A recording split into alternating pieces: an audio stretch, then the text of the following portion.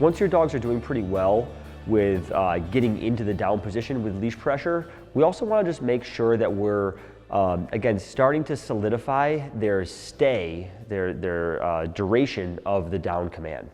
So this process is going to be relatively similar to what we did with the place command. I think it's still a good idea to work through those same 3 early distractions of movement, dropping, picking up the leash, and petting. And there's just going to be some slight variations to that. So let's start with movement. So we're going to start by getting our dogs into position. Down. Good. Rewarding them. And then the main difference here is I'm not going to be having my hand in the underhand grip position. I want to keep the leash hanging down towards the ground so that if he does start to move, I'm ready to just step on it. And I'm not going to go all the way around him initially. I'm just going to try and make a half circle around the front of him. The first step that I make is going to involve swinging my right foot around and stepping in front of him. So that movement blocks him from forward movement.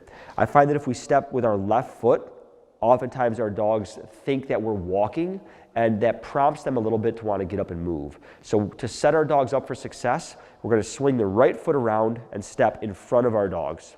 And then we can step back and reward. Once that's going good, you simply just build upon it. So I can step in front, and then I can come over to the other side. I can reward while I'm over here if I want to.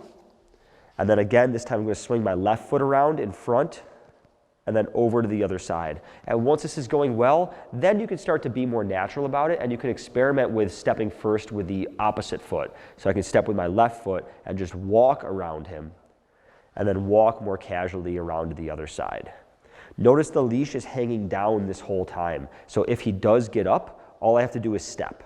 If we had the leash up high like this and he were to start to move, then we're dropping the leash, we're trying to find it with our foot, he's moving around, we wind up looking like we're doing river dance while we're just trying to get our foot on the leash. So keep the leash down and low, it's in a ready position. This way as I'm moving around, if I get to here and he starts to get up, all I do is step on the leash and I can control the situation relatively easily. That sometimes is a hard maneuver because sometimes our first reflex when our dogs get up is to pull the leash. So really try and be aware of that. Try and avoid pulling with the hand if your dog gets up. Focus on keeping this hand low and try and make your reflex initially to step with your foot on the leash. Once that's going well, the next thing that we can work on is petting. And if you have a dog who gets a little bit worked up or squirrely, then what I recommend doing is, again, dropping that leash low, having your foot over it, make sure there's no pressure on the leash, but having your foot in a ready position when you first bend down and try and pet your dog. That way, if he jumps up at any time, whether it's when I reach down or when I come back up, my foot is already in this position, so all I have to do now is pull upward on the leash with my anchor hand, and that's going to apply the downward pressure that I need to, again, solidify his position and correct him for the mistake. So again, before I bend down to pet, put my foot over the leash, heel down, toe up, no pressure on the leash, but now I'm ready so that when I go to pet him, if he gets too goofy and pops up, all I have to do is pull upward with my anchor hand, and that creates downward pressure on the dog. Once he's done well, then you can try doing it without the foot in place. The next step after he's doing well with petting is just going to be to practice dropping and picking up the leash. And again, if you're a little bit concerned about how your dog's going to handle this, then put your foot over the leash to start, and drop it, and then pick it up.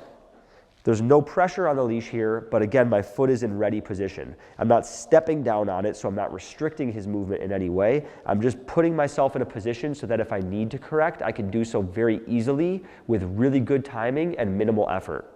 So drop the leash, pick it up. Drop the leash, pick it up. Once we've done these things, we're in a really good position to now start just extending this out and putting these together in a similar fashion to what we did with the place command. One of the crucial elements with the down is once I get to a point where I'm dropping the leash and walking away from my dog, if he gets up from the down position before given permission and starts to wander away, I need to make sure that I bring him back to the original spot. So if he moved 3 feet over there, I don't want to just get to the leash, pick it up, and put downward pressure there, because he might have gotten closer to whatever his goal was. And that gives him incentive to continue to try and get up again. So it's very important that if he gets up from the down and moves at all, that we always return him back to the original location before we put him back into a down position.